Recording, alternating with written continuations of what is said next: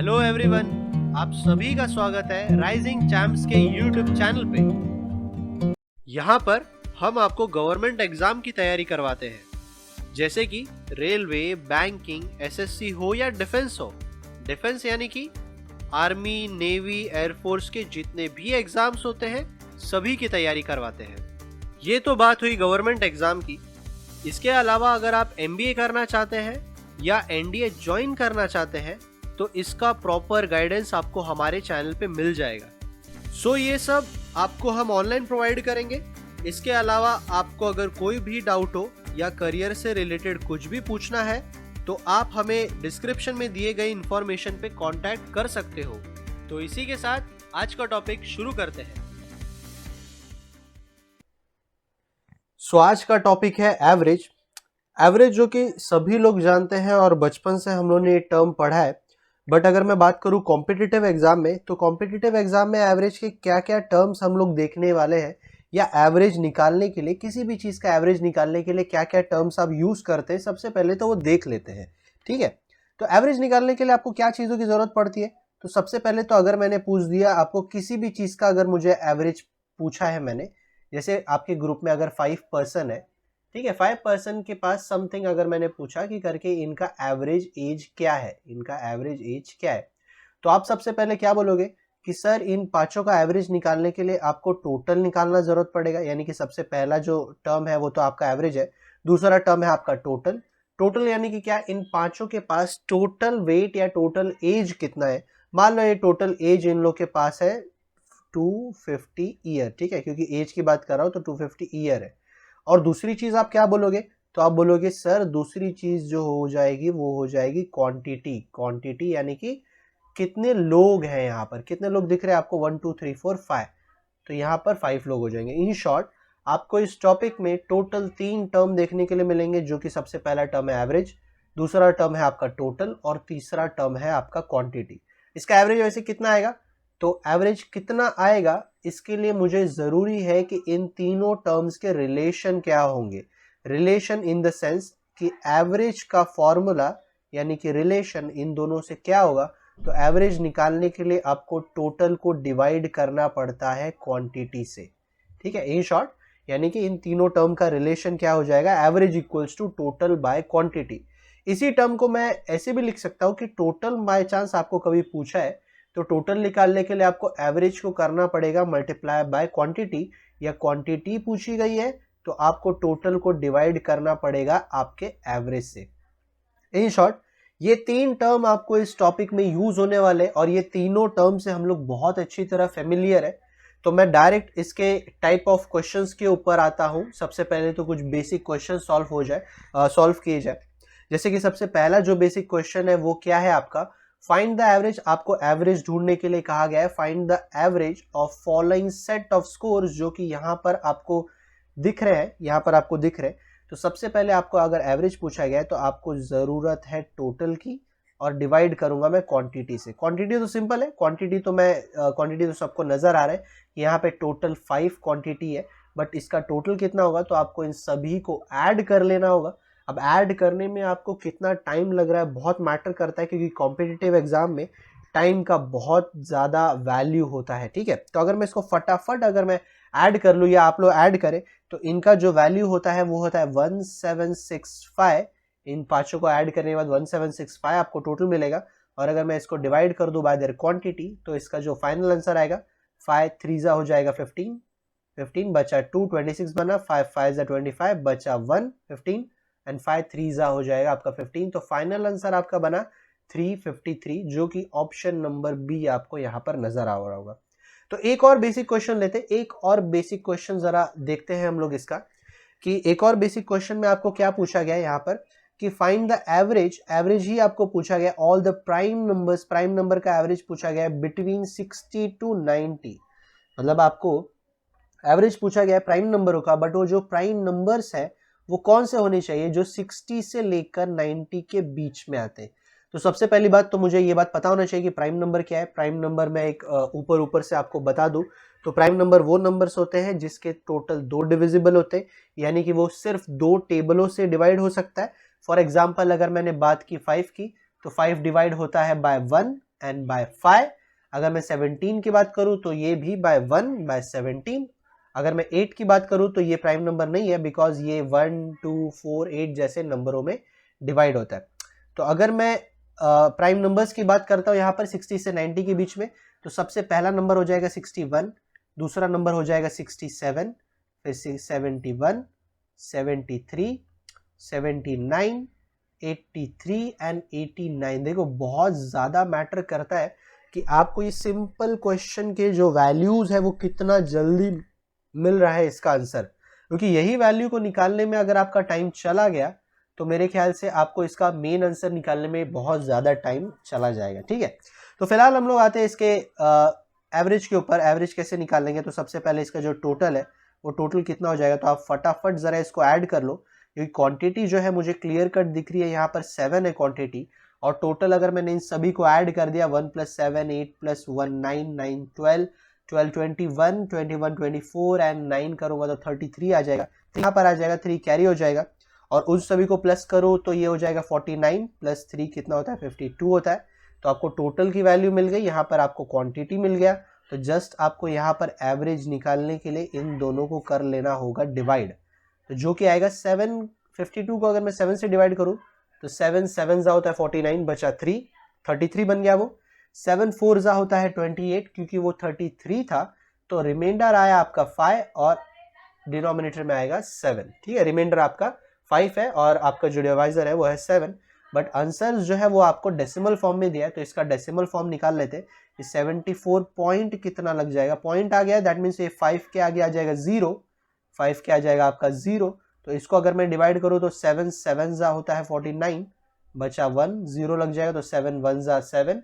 बाकी दो डेसिमल के आगे हम लोग वैल्यू नहीं निकालेंगे। डेसिमल वाले जो आंसर्स होते हैं उसमें 2 डेसिमल इनफ होते हैं कॉम्पिटिटिव एग्जाम में, तो इसका जो ऑप्शन होगा वो होगा ऑप्शन नंबर सी। ऐसे क्वेश्चन आपको जनरल रेलवेज में देखने के लिए मिल जाते हैं, रेलवे हो या एसएससी के एमटीएस हो, क्योंकि ये बड़े बेसिक क्वेश्चन है। बट ये जो सेकंड वाला क्वेश्चन है ये उतना भी बेसिक नहीं है, क्योंकि इसमें प्राइम नंबर जो टर्म है वो आपको जानना जो है जरूरी हो जाता है। ठीक है, तो हम लोग का मेन कंटेंट के ऊपर आते हैं कि करके अब आपको type wise question, concept wise question सिखाया जाएगा, जो कि आपको सारे के सारे एग्जाम्स में देखने के लिए मिलते हैं। तो सबसे पहला जो अपना कॉन्सेप्ट है एवरेज टॉपिक का वो है अपना कंसेक्यूटिव कॉन्सेप्ट। तो कंसेक्यूटिव टर्म एक्चुअली होता क्या है, या कंसेक्यूटिव वर्ड्स को हम लोग अगर देखें अपने क्वेश्चन में तो क्या क्या चीजें क्या बोलते हैं, क्या क्या चीजें हम लोग कंसिडर कर सकते हैं। तो लेट्स स्टार्ट कि कॉन्सेक्यूटिव टर्म एक्चुअली होता क्या है। तो कॉन्सेक्यूटिव का मतलब होता है कि जो नंबर कंटिन्यू होता जाए, यानी कि एक के बाद एक के बाद एक, जैसे 7 के बाद आता है 8 के बाद आता है 9 के बाद आता है 10, तो कंटिन्यू होता जाए तो इसको कंसेक्यूटिव टर्म बोलेंगे। कभी कभी कंसेक्यूटिव टर्म में ये कह दिया जाता है कि आपको इवन कंसेक्यूटिव निकालना है। इवन कंसेक्यूटिव निकालना है मतलब अगर मैंने मान लो इवन कंसेक्यूटिव का जो नंबर है वो स्टार्ट किया है 10 से, तो नेक्स्ट आएगा 12 14 16 17। ठीक है, अगर मैंने ऑड कंसेक्यूटिव बोल दिया तो मेरे ख्याल से आप समझ गए होंगे कि मैं क्या बोल रहा हूँ, कि 3 7 9 11 ये आपका ऑड कंसेक्यूटिव टर्म में इस तरीके से वो यूज होगा। ठीक है ना, तो मान लो अगर मैं इसको सॉल्व करना चाहूं कि करके एक सेट ऑफ आपको नंबर दिया है, एक सेट ऑफ नंबर दिया है जिसका एवरेज आपको मेंशन किया है 17 और क्वांटिटी है आपकी 5 क्वांटिटी का आपको एवरेज जो दिया है वो है 17, और अगर मैं बोल दूं कि इसमें जो लार्जेस्ट नंबर होगा वो मुझे आप फाइंड आउट करके बताओ। 5 नंबर्स का जो एवरेज है वो है 17 और एक कंसेक्यूटिव नंबर्स है, तो इसका मुझे लार्जेस्ट नंबर फाइंड आउट करके बताओ। तो जनरली लोग सॉल्व कैसे करते हैं इसको, जनरली पब्लिक सॉल्व कैसे करती है कि सर जो फर्स्ट नंबर है उसको आप x ले लो, सर सेकेंड नंबर को x + 1 ले लो, क्योंकि कंसेक्यूटिव है तो एक के बाद एक बढ़ जाएगा उसमें। थर्ड है तो उसको x + 2 ले लो, फिर x + 3 ले लो, फिर x + 4 ले लो, और इन सब को ऐड कर दो। इन सबको ऐड कर दोगे तो आपको बन जाएगा टोटल, और क्वांटिटी से डिवाइड कर दोगे तो आपको क्या मिल जाएगा, एवरेज मिल जाएगा। बट इस तरीके से अगर आप कॉम्पिटिटिव एग्जाम में सॉल्व करोगे तो आपका टाइम बहुत ज़्यादा वेस्ट हो जाएगा। तो इसको मैं थोड़ा सा और आसान आपको वे बता देता हूँ। ये कॉन्सेप्ट मैं क्यों सिखा रहा हूँ, आपको वो ट्रिक बता देता हूँ कि ये ट्रिक इसमें एक्चुअली क्या यूज हो सकता है। लार्जेस्ट नंबर पूछा गया तो मैं बोलता हूँ कि सर अगर कंसेक्यूटिव टर्म है ना, तो जो बीच वाला बंदा होता है ना, जो उसकी वैल्यू होती है वही एक्चुअली एवरेज वैल्यू होती है। समझ रहे हो मैं कंसेक्यूटिव टर्म में आपको ट्रिक क्या बता रहा हूं, या मेन जो चीज पे फोकस करना है वो ये है कि कंसेक्यूटिव टर्म यानी कि क्या, जो बीच वाला बंदा होता है उस ग्रुप का, ये 5 लोगों का ग्रुप है, तो इस 5 लोगों के ग्रुप में जो बीच वाला पर्सन होगा उसी पर्सन के पास जो होगी वो होगी आपकी एवरेज वैल्यू। तो अगर मैंने एवरेज आपको 17 दिया है, मान लो इस बंदे के पास है 17, तो ये बंदे के पास कितना होगा, कंसेक्यूटिव टर्म है तो 17 के बाद आने जाना चाहिए 18, 18 के बाद आ जाना चाहिए 19, 17 के पहले कौन आएगा, आ जाएगा 16, 16 के पहले कौन आ जाएगा 15। तो आपको बहुत ही इजीली यहाँ पे हाईएस्ट नंबर या फिर मैं बोलूँ लार्जेस्ट नंबर आपको फाइंड आउट करने के लिए मिल गया। ठीक है, ये कंसेक्यूटिव टर्म में और भी 2-3 वेरिएशन है जो कि मैं क्वेश्चन में आपको समझाने की कोशिश करूंगा, क्योंकि यहाँ पे छोटा सा ट्रिक मैंने आपको बता दिया है। हाँ, एक अगर मैं इसमें ऐड करना चाहूं तो वो ये कि मान लो अगर आपको एवरेज जो है वो दिया है 21.5 और क्वांटिटी आपकी दी गई है 6, क्या दिया है, मैं बोल रहा हूँ क्वांटिटी आपको कितना दिया गया है, क्वांटिटी जो आपको दिया गया है वो 6 दिया है, क्योंकि 6 लोगों में 6 लोगों में बीच वाला पर्सन तो एग्जिस्ट ही नहीं करता ना, सही बोला ना मैंने, बीच वाला पर्सन तो एग्जिस्ट ही नहीं करता क्योंकि 6 लोगों में बीच वाला बंदा होता ही नहीं है। तो अब आप ये एवरेज कहां पे डालोगे, तो अब आपको ध्यान देना है कि जब भी कंसेक्यूटिव टर्म में आपका odd number, sorry even number की क्वांटिटी आ जाए, इवन नंबर की क्वांटिटी आ जाए, जैसे कि ये दी गई है जिसमें बीच वाला बंदा एग्जिस्ट नहीं करता, तो आप जो है दो मिडिल पर्सन के बीच में वो एवरेज वैल्यू लिख दो। ठीक है, यानी कि 21.5 को मैंने किसी भी पर्सन को कंसिडर नहीं किया है, बट थर्ड और फोर्थ पर्सन जो इस ग्रुप के मिडिल पर्सन कंसिडर किए जा सकते हैं, दोनों मिला के उनके बीच में मैंने ये वैल्यू लिख दी है। तो 21.5 के बाद में वो इंटीजर वैल्यू कौन सी होगी जो मैं इसको मेंशन कर सकता हूं, और वो होगी आपकी 22। 22 के बाद तो वैल्यू सिंपल हो जाती है, 23 हो जाता है, 24 हो जाता है, और 21.5 के पहले इंटीजर वैल्यू या 22 के पहले, क्योंकि कंसेक्यूटिव है तो बड़ा इजी हो जाएगा कि सर 21 आएगा, 20 आएगा और ये 19 आ जाएगा। तो आपको कंसेक्यूटिव वैल्यूज देखो कितने इजीली मिल गए।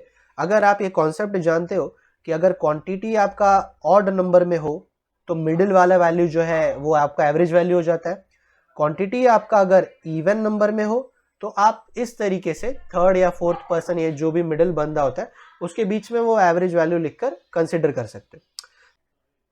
तो पहले क्वेश्चन के ऊपर आते हैं कि यहां पर दिया है आपको एवरेज किसका, 7 कंसेक्यूटिव नंबर का जो कि है आपका 20, 7 कंसेक्यूटिव नंबर का आपको एवरेज दिया गया है 20, और आपको वही पूछा है कि लार्जेस्ट नंबर इस ग्रुप में क्या है वो आपको पूछा गया। तो जरा फटाफट सॉल्व करते हैं क्योंकि हम लोग इसका टर्म अच्छी तरीके से समझ गए। 4, 5, 6, 7 नंबर्स का आपको अगर एवरेज दिया गया तो हम लोग अच्छी तरीके से जानते हैं कि सर जो बीच वाला बंदा है ना, इसमें एक टर्म अभी हम लोगों ने सीखा है कि सर जो बीच वाला बंदा है उसी के पास एक्चुअली होगी एवरेज की वैल्यू। तो इसके पास अगर 20 है तो इसके पास हो जाएगा 21, 22, 23, इसके पास हो जाएगा 19, 18, 17, एकदम सिंपल। ठीक है, अगर आप कॉन्सेप्ट अच्छी तरीके से जान गए तो आंसर निकालना कितना सिंपल हो गया। तो फिलहाल इस क्वेश्चन के हिसाब से मेरा जो लार्जेस्ट नंबर होगा वो होगा 23। ऑप्शन नंबर सी को टिक करिए और आगे बढ़ते हैं नेक्स्ट क्वेश्चन की तरफ। क्वेश्चन में पूछा गया है कि दिया गया है कि average value of 4 consecutive even number is 27। तो क्वेश्चन को हमेशा ध्यान से पढ़िए क्योंकि क्वेश्चन में वेरिएशन हमेशा देखने के लिए मिलेगा आपको। यहाँ पर कंसेक्यूटिव नंबर जरूर है बट अब कंसेक्यूटिव नंबर जो है वो इवन फॉर्म में है, मतलब आप सिर्फ इवन नंबर को ही कंसिडर कर सकते हो। फिलहाल आपके पास टोटल नंबर्स जो है वो है 1, 2, 3, 4, 4 नंबर है, क्योंकि 4 नंबरों में कोई भी बीच वाला बंदा होता नहीं है। तो ये जो 27 है, ये जो आपका 27 है वो आप यहाँ पर कंसिडर करोगे, यानी कि किसी बंदे को 27 वैल्यू मेंशन नहीं करोगे आप। ठीक है, तो 27 के बाद इवन वैल्यू कौन सी आती है, जो जस्ट उसके बाद आती है वो होती है 28। 28 के बाद इवन कंसेक्यूटिव है तो 29 नहीं ले सकते, आपको 30 लेना है क्योंकि इवन कंसेक्यूटिव है ना। और 28 के पहले या 27 के पहले कौन सा इवन नंबर आता है, जो कि आता है 26, फिर आता है 24। तो आपको यहाँ पर क्वांटिटी थी 4, एवरेज था 27, तो आपका यहाँ पर जो लार्जेस्ट नंबर है, क्योंकि वही पूछा गया, find the largest number of these, that is 30।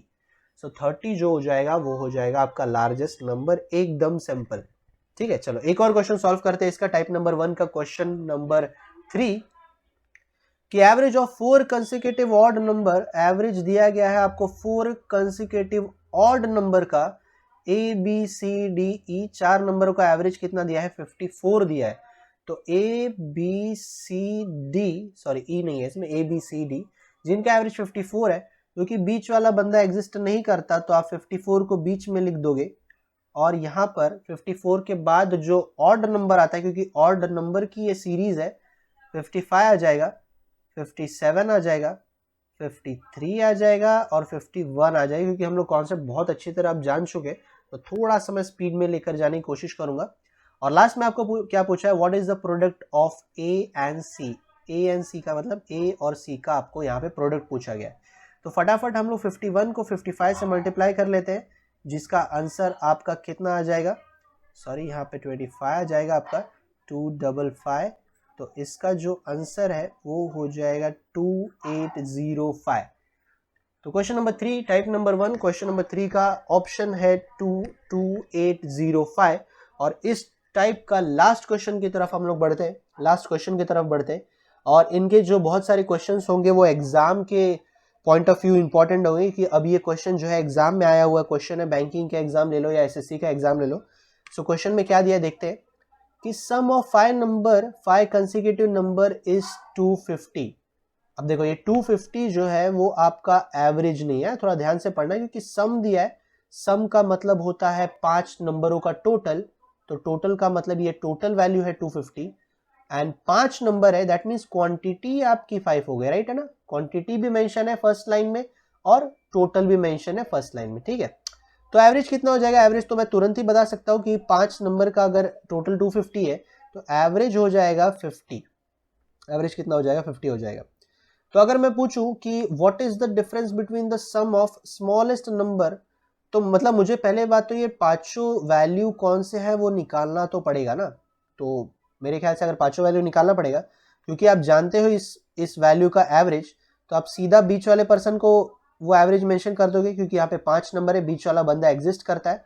50 के बाद आ जाएगा 51, 52, क्योंकि एक कंसेक्यूटिव है, इवन या ऑड कंसेक्यूटिव नहीं है, और 50 के पहले आ जाएगा 49 और 48। अब आपको मेन क्वेश्चन की तरफ बढ़ते हैं कि क्वेश्चन में एक्चुअली क्या चीज पूछा गया है। तो क्वेश्चन में पूछता है कि what is the difference, difference का मतलब होता है माइनस, बट किसका difference, between the sum, sum किसका, smallest and largest number, between the sum of smallest number and largest number, जो कि है 48 एंड 52, और इसको डिफरेंस करना किससे है, एंड इसका डिफरेंस करना किससे है, square of the middle number, square of the middle number, यानी कि इस नंबर का स्क्वायर जो कि है 50, तो 50 का स्क्वायर हो जाएगा 2500, और इन दोनों का एडिशन हो जाएगा 100, तो आंसर आएगा आपका 2400। ठीक है, इस क्वेश्चन को निकालने के लिए आपके पास 30 से 40 सेकंड होते हैं, बट अगर टर्म्स आप अच्छी तरीके से जानते हो तो बहुत जल्दी आपको ये सारे के सारे जो है नंबर्स है, ये सारे के सारे नंबर्स आपको मिल जाएंगे इस कॉन्सेप्ट की थ्रू, और आपको जो भी क्वेश्चन में पूछा गया है आप बहुत इजीली, बहुत जल्दी इस क्वेश्चन के आंसर निकाल सकते हो। तो यहाँ पर होता है हम लोग का टाइप नंबर 1 का कॉन्सेप्ट कंप्लीट, उसके क्वेश्चन कंप्लीट। तो आज के लिए इतना ही। अगर आपको हमारा ये वीडियो पसंद आया है तो प्लीज हमारे चैनल को ज्यादा से ज्यादा शेयर करिए, लाइक करिए, एंड मोस्ट इंपॉर्टेंट सब्सक्राइब करना ना भूलिए। तो मिलते हैं अगले वीडियो में, तब तक के लिए take care and good bye.